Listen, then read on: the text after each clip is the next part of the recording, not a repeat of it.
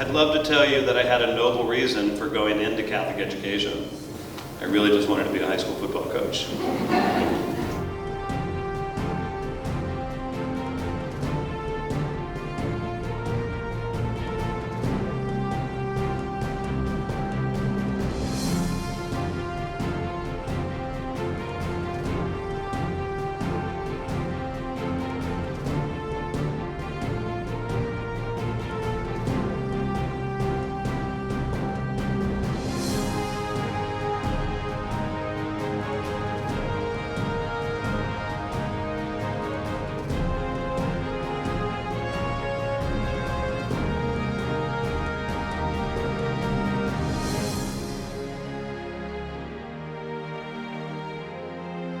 Education kindles the heart, it illumines the mind, and we guide the journey.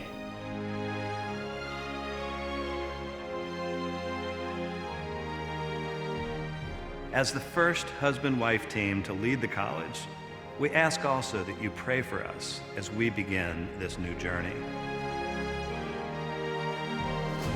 As I begin my tenure here, I do so with hope and zeal, with a servant mindset to provide the very best opportunities for our students now and in the future.